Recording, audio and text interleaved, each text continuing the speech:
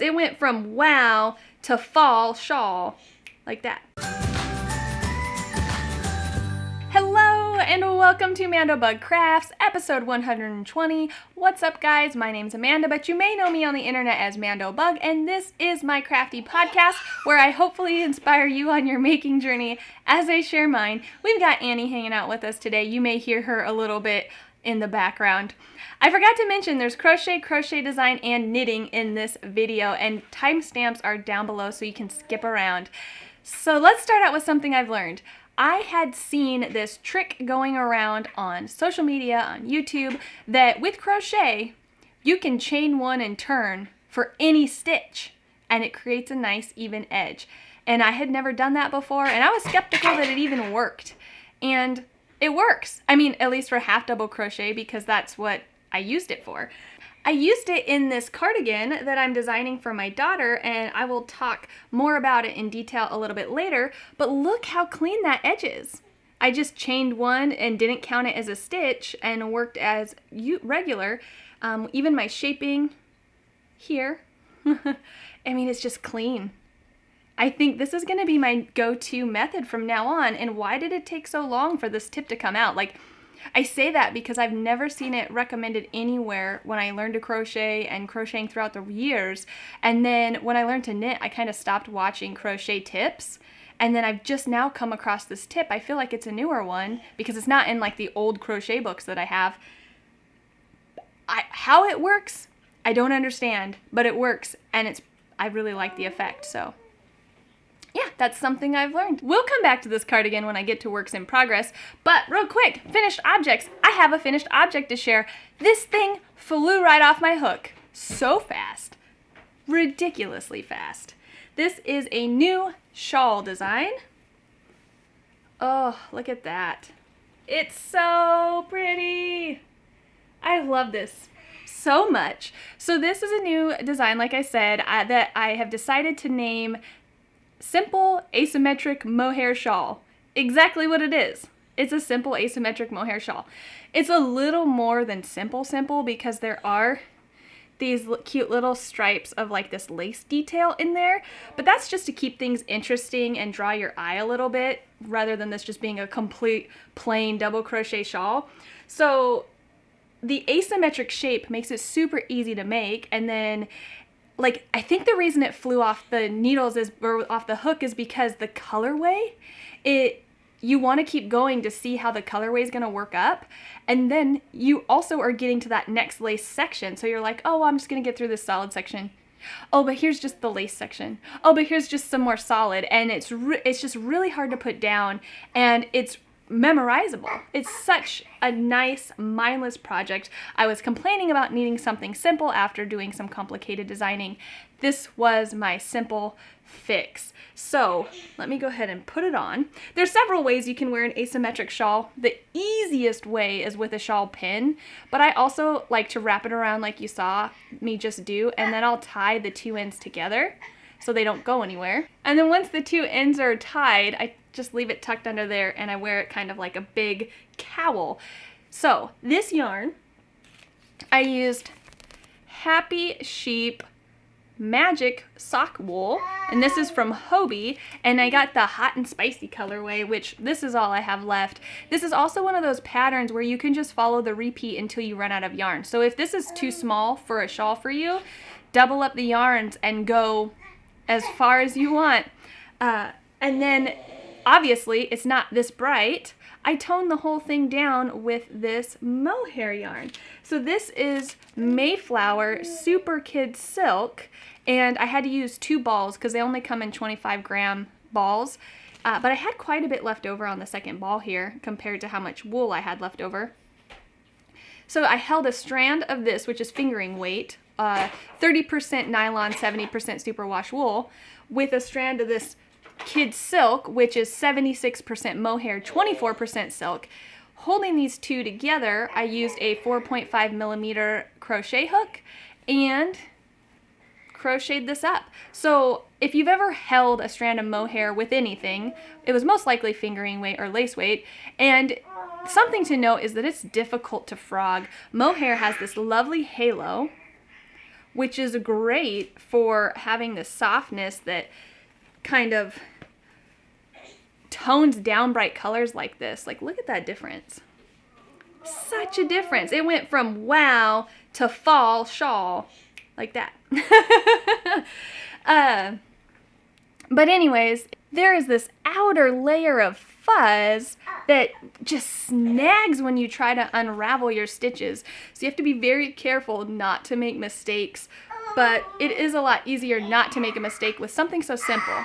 So this pattern is completely written up, and it's one picture away from being ready to go to the tech editor, but I also ordered more of it so that I can make a tutorial, because I didn't even think to film it as I was making it, because I generally don't put out a lot of free tutorial patterns on YouTube, but this one will be. So this will be a free pattern coming out on YouTube. It will also be a free download on my website, as well as Ravelry. Of course, the plan to monetize this is with affiliate links, so we'll see if that works out. If it does, I'll continue to offer patterns for free. Otherwise, I'll have to charge. So that is my finished object. Moving on to works in progress, I finally pulled out a knitting project that I've been working on. This is the 2 Ways to Knit It Right shawl that I have not touched in so long. It looks like I left off in the middle of the row. I've been taking this to soccer practice when the kids are obviously practicing soccer, and so sometimes I just have to shove it in my bag quickly, and that's probably what happened. So I'll do my best to show you what I have, even though it's like in the middle of a row. So I have this pattern for crochet, the 2 Ways to Crochet It Right shawl. I'm creating a knit version, which is already so much stretchier than the crochet version.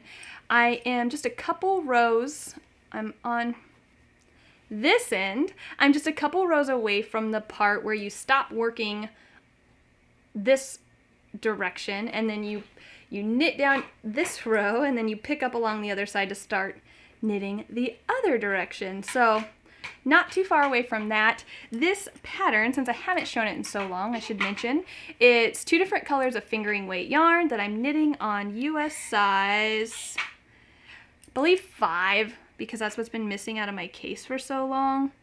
It does look like they've rubbed off. So I believe it's a US 5 knitting needles. And I'm using 2 different colors here of Teal Torch Knits. So this is Teal Torch Knits. And this dark colorway is Sinking in My Soul, and the speckled colorway is A Sunday Kind of Love. Both I picked up at trunk shows at Maker's Mercantile a couple years ago that have just been waiting to turn into this shawl.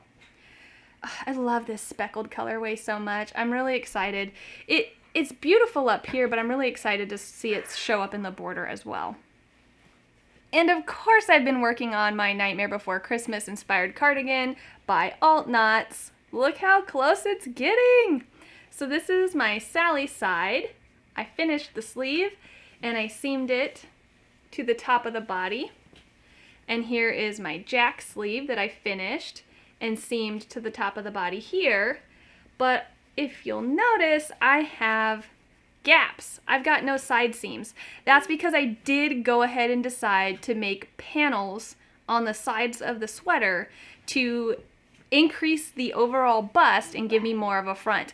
I think I mentioned the way that Kayla of Altknots writes her patterns is she tells you what measurements to take to create this drop shoulder constructed sweater, but I forgot to add ease. And so my measurements are exactly fitted, and the way the drop shoulder construction sweater works is once you seam your front and your back, it pulls away from your chest if you didn't add ease to your shoulder width. Whoops. So luckily I found a workaround, and I'll have to insert pictures to be able to show you guys exactly what I did here. So normally when you make a drop shoulder constructed sweater, you'll sew the sleeves on at the top of the shoulder, and then you'll sew the sleeves and the body all in one seam. But because I'm adding this underarm panel, I needed to save some of my sleeve so that I could have something for that side panel to seam into. Think of it like when you make a top-down seamless raglan sweater and you're casting on stitches under your underarm. That's basically what I wanted to save on my pre-made sleeve, was like that underarm cast on. So what I did was I measured how wide I wanted my side panels to be, and then when I sewed my sleeve onto my sweater, I divided that width by 2 and I saved that much on each side of the sweater, and I didn't sew that into the top. I saved that for the underarm to be sewn into the panel. So this is why I save pictures. It's such a difficult thing to try to explain without a visual. So now that I have that, here's what it looks like. It's a pretty good fit. I went extra roomy in the arms here because I wanted to make sure that I could wear it as a legitimate sweatshirt under multiple layers, because this thing is fingering weight held double. It's pretty thick, especially like it's fingering weight held double crocheted. The entire cardigan is single crochet, and her basic pattern has stripes like this all over on this side, but because I'm using primarily stash yarn, I ran out of this orange and white colorway, which, by the way, is Pumpkin Nose. It's a Schmutzerella yarns on her dude base. So I used a bunch of black and just the last few bits of white I had to make his iconic vertical stripes, so it's keeping it in Jack style without having to try to get my hands on more Pumpkin Nose. So that's what I did for this side. On this side, it is fingering weight held double of all of my Halloween stash yarn. So if you know me, I will pretty much buy anything Halloween immediately, and that's what almost all of these colorways are. I have primarily colors from Knitty and Color, Schmutzerella yarns, and I feel like there's one more dye, or Cattails, I think, are the 3 indie dyers that make up the variegated awesomeness of this side. Look at that. So I know this colorway right here is 2 strands of Knitty and Color held together. One of them was part of a Halloween mini skein set, and it didn't have a name. It was just the solid lime green. And then the other one has flecks of like orange and purple and white. I don't remember the name of that one, unfortunately. Maybe Monster Bash or something like that. She has a wonderful collection of Halloween colorways, and I have thrown so many in here that I don't have all of the colorways memorized. So I have been crocheting the panel to go under Jack's side, and I'm just gonna crochet just to a little bit before the length that it looks like I need to fill that gap, and then I'm gonna block it without the ends woven in case it's grows to be too long. Then I can unravel a row or 2 if necessary, and then I'm gonna just straight up sew this into this area. It should just be a seam under the arm and a seam in the front and a seam in the back. And I plan to do the exact same thing for Sally's side, except I'm gonna do it patchwork style. So I'll do squares and rectangles and or some triangles in there depending on how it's looking, and I'm gonna go from there. I have been enjoying this cardigan. I still have to add a ton of ribbing, so I did not correctly, apparently, measure my sleeve length. Here's what I think I did, because it's not that bad when you look at it like this at the underarm part. That's like perfectly the amount of ribbing that you would want. And this is something I learned about when I started researching drop shoulder sweater design. From my underarm to my wrist is not the same distance as up here to my wrist. And when I took my sleeve length measurement, I took my underarm to my wrist. Shame on me. I needed to take my shoulder to my wrist in order to get an accurate measurement. So, because I took my underarm to my wrist, it is not long enough on the top. So that's why I need all this extra ribbing. And I could just join and do a little bit straight and then add ribbing. It would work for sure for Sally's side, but it would disrupt the stripes on Jack's side. And so I think for that reason I probably won't, unless I add the ribbing and it looks really like something I don't want, then I'll backtrack out of that idea. But yeah, so that is my cardigan.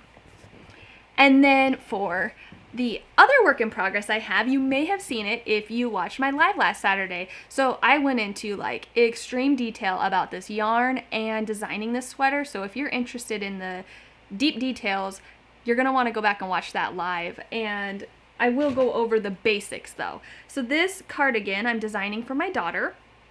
And it is a modified drop shoulder cardigan with shoulder shaping, and I'm really excited about it. So the yarn I'm using is Lion Brand's Ice Cream Cotton Blend. I got this in the Lion Brand mystery box, which I can also link to my unboxing for that if you haven't seen it yet. And I wasn't super excited about this yarn because it was pink, but I know my daughter loves pink, and so I was like, okay, you want a cardigan? I let her pick out a general shape out of one of my sweater books, and she wanted a cardigan.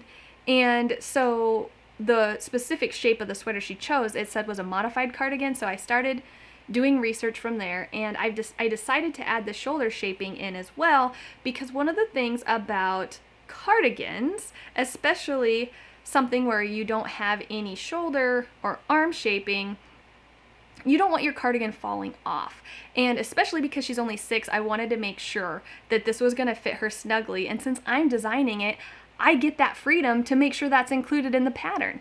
So I just went with a half double crochet all the way around, which makes things like shoulder shaping super simple because you don't have to worry about staying in pattern. You can literally just decrease however you want to. Or in the case of the sleeves, increase however you want to. So for a drop shoulder sweater, you have your back panel. You have your 2 front panels for a cardigan. And then you have your 2 sleeves. And I've already sewn 1 sleeve in. I ran out of yarn and I had to order more, which is why this cardigan's not done. I crocheted this in 2 days. It was so much fun. I had such a fun time like working with the yarn and designing this pattern. I just couldn't put it down. So I used my resources to create a spreadsheet, which has been my pattern. I'll show it to you right here. And again, I go into more details about it in my live. Maybe it's not right here. Here it is. So it's just page after page after page of my math. And so this pattern is graded. It's a girls children's size 2, 4, 6, 8, and 10. I'm making the size 6, and it's going to fit Emily perfectly based on the measurements that I used matched to her measurements. So I used my ASTM standards book to grab the US 6, or it's not even a US 6, it's just a size 6 pattern because it's international. And then she actually measured up perfectly to that size. So I'm very excited to finish this up for her. So I have the 1 sleeve, and then I ordered 2 balls of yarn from Lion Brand's website since I was already ordering another ball of this yarn. I was like, might as well get some extra yarn to do a contrast ribbing for the bottom, the sleeves, and the button band and the collar. So I ended up picking up a yarn that is similar in color to this very pale pink. It should be almost white pink. And so I'm super excited. Hopefully it pairs well. And then all we got to do is pick out buttons, which I'll let her do once I finish the cardigan. So yeah, I'm super excited about this.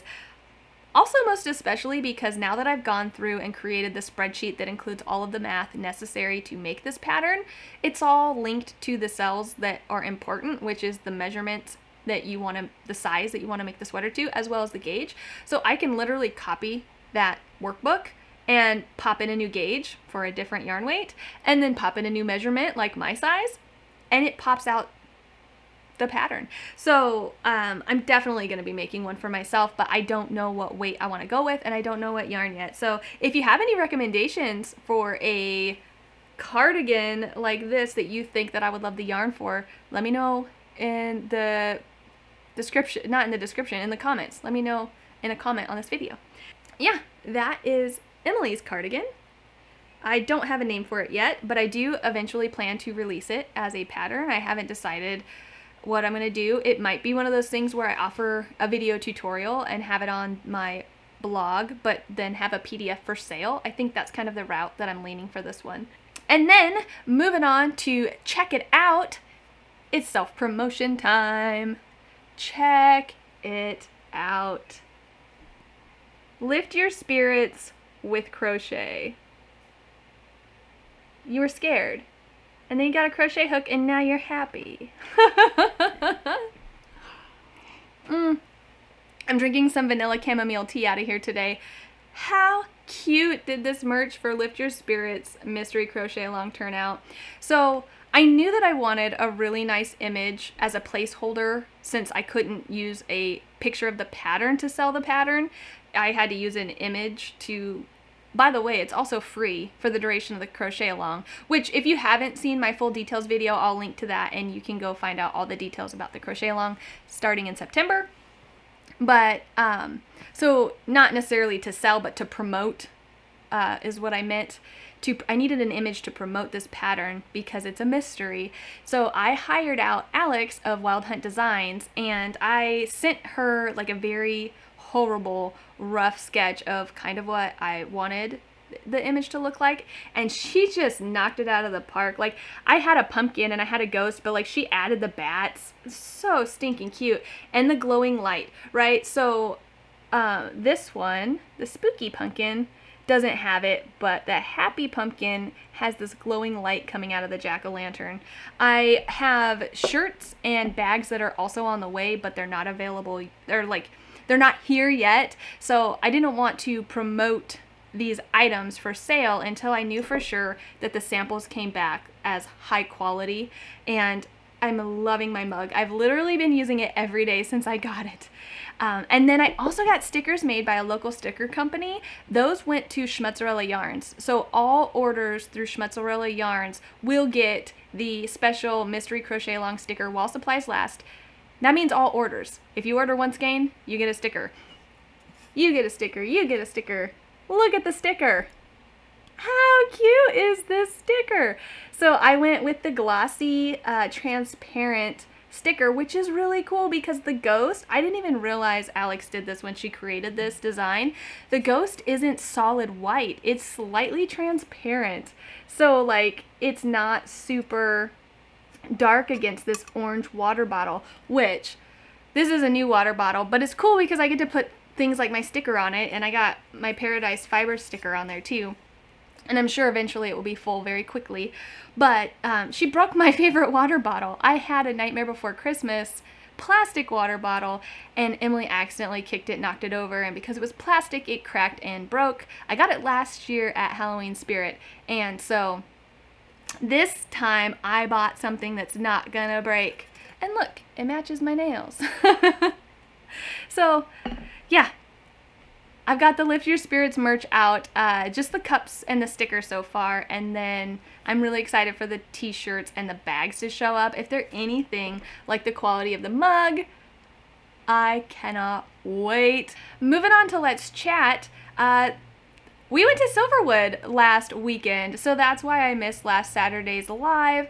We randomly took a spontaneous trip to the Silverwood theme park in Idaho, and it was so much fun. We desperately needed this vacation individually and as a family. I know that I believe I've mentioned that I had poorly, I got sick, and then right after I recovered, I had backlogged work to catch up on, and I was working so hard for so many days. I had to get extra help with the kids because I wasn't going to have enough time to work without the additional help, and I burnt myself out, which is why I've been working on such simple projects and designs. And I also, I'm on the email list for magazine calls for designs, and I skipped this last call out because I need a break. So yeah, I need a break, and we took a vacation. It was desperately needed. I'm so glad we got to take it, and I had never been to the theme park before. It was so much fun. They have a water side and they have a ride side, and I have 3 children ranging from 9 months old all the way up to 6, and they had the perfect attractions for them. It really is like an all ages theme park where you could take a family of all ages, and the little kids would have several things to do, and the adult or the older preteen, teenage kids would also have a lot of fun and stuff to do. I just had a great time overall, and the kids are dying to go back next year, so we're definitely going to have to do that. Other than that, that's everything that I wanted to talk about. I hope you guys enjoyed this podcast episode. And until next time, happy crafting. Bye.